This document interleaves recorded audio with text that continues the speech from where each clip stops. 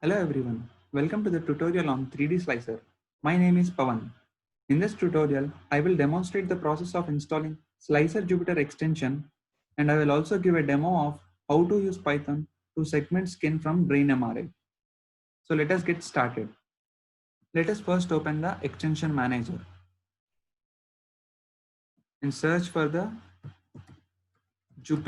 Slicer Jupyter extension.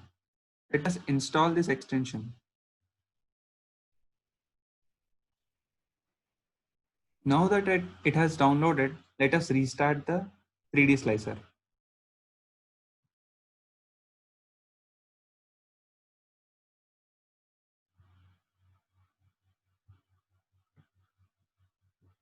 Let us search for Jupyter kernel and copy the command to clipboard.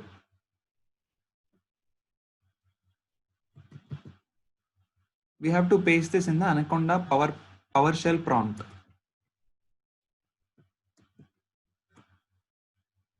As I have already installed this extension, it is removing the existing one and installing the new one. So let us now open Jupyter Notebook.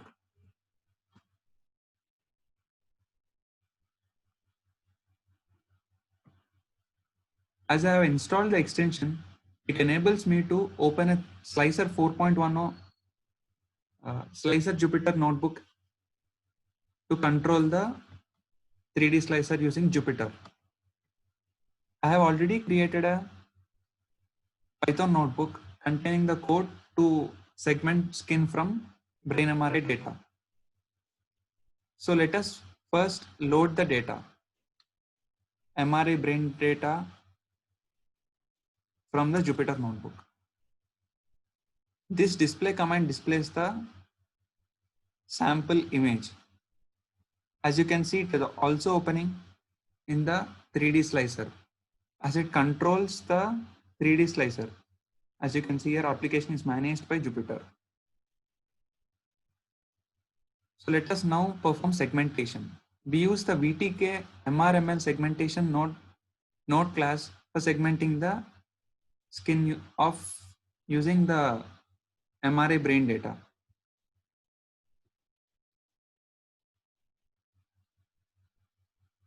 Next, we go to the segment editor node. It enables us to access the effects like thresholding, painting, erasing, etc.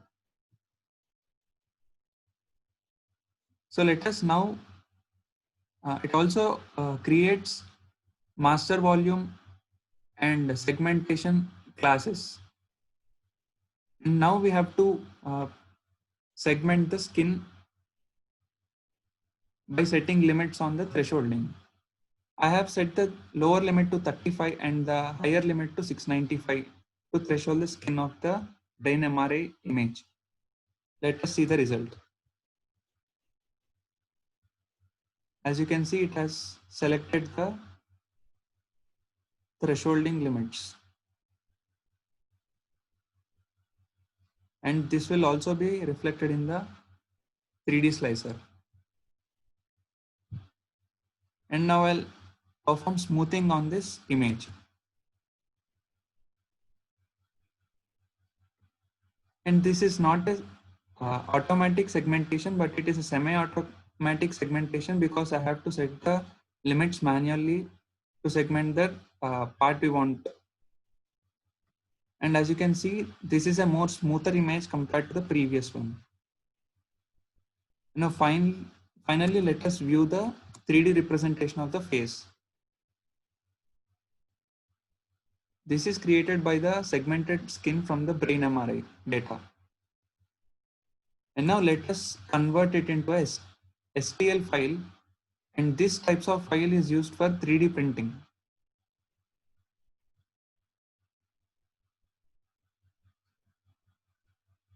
It is also reflected in the 3D slicer. Thank you.